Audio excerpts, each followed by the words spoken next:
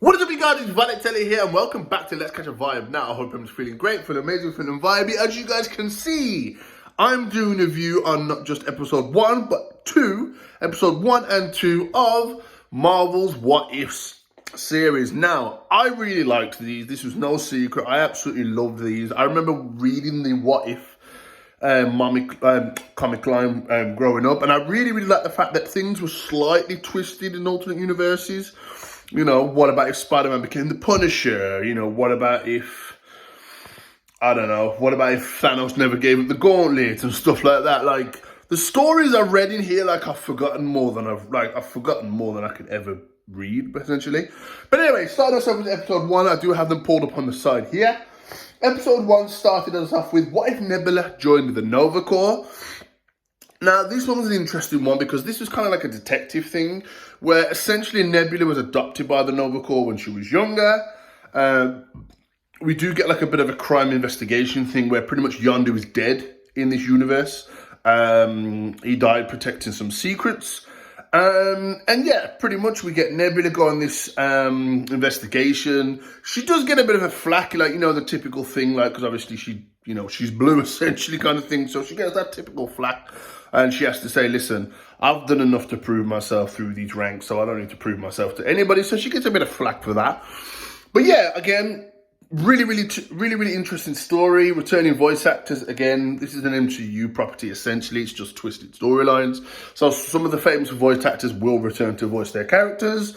Yeah, we do see Nebula use I just call it like the needle, essentially, that Yondu had. We do get a really interesting part where we go to Howard the Duck. Howard the Duck's in this. We get Korg, we get Meek, we get Groot. Essentially, they all work in Howard the Duck's like casino kind of thing. So yeah, essentially the plot of this episode is Ronan the Accuser has come to attack Xandar. They've put up a shield, and Nebula's pretty much finding out along the way that people... there's a bit of a plot to take down the shield and for Ronan to take over. Did I like this episode 1? Yeah, it was good. It didn't mind blowing me, but I liked it just as, like, you know, a detective story and just, you know, what if could this have affected the possibility? So yeah, essentially we do get that. Episode 2, which is a really interesting one. What if Peter Quill attacked Earth Mightiest? So pretty much this is a very interesting episode that I did really like. So this one essentially brings us to Peter Quill, who, if you guys remember in The Guardians, he was kidnapped from Earth by Yondu and was meant to be handing Peter Quill over to his father, Ego. In our story, he didn't. In this story, he did. So we pretty much get Peter Quill. His father's got in his head from early, and he's pretty much sent him around. Pretty much exactly the same plot of... Guardians of the Galaxy 2, but it actually came to fruition. Like, if he actually got Peter to turn on the Guardians and actually, you know, go and do the seedling thing where he was going to different planets and stuff like that and just consuming it into Ego's big plan. But yeah, essentially this is the plot of this episode. We do get our own Avengers team, which is really cool. Obviously, after Hank Pym's wife died, he disappeared from the fray. He does get brought back in here. We get Hank Pym's daughter, we get Hank Pym, come back as Ant-Man. Giant Man, who wasn't used in the MCU by Lawrence Fishburne's character, Giant Man. He wasn't used in the MCU as much as he should have been, but he's in this episode. We do get a version of Black Panther, which I'm sure is T'Challa. I'm sure it is. Obviously not voiced by the famous Chadwick Boseman because obviously he's passing. Mwah. Rest in peace. But yeah, we do have that essentially. We do have a bit of a Captain Marvel character as well. So yeah, that's Captain Marvel, or kind of a bit of Captain Marvel character, a Black Panther, Giant Man, Ant-Man.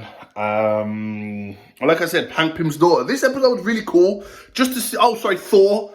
But this is kind of like, I'm trying to think what iteration of Thor this is. Because Thor does have knowledge, because pretty much Peter Quill went around the 9 realms and pretty much destroyed them, essentially, except for Earth. Well, he did some damage, basically. So obviously Thor's aware of who this Peter Quill is. So yeah. Oh, Winter Soldier. Winter Soldier is actually in this episode, which is really cool, because during this part, he is actually Russia's Winter Soldier. So it seems like Obviously they're still in the middle of the Cold War in this episode, so people do know about the Winter Soldier.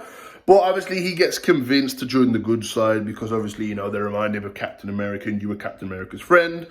So then they eventually turn him over to the light side, which I did like. I did like that transition.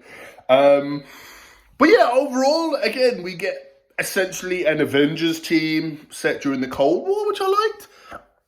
But yeah, essentially, all the famous voice actors have come back. Again, Chris Hemsworth comes back for Thor.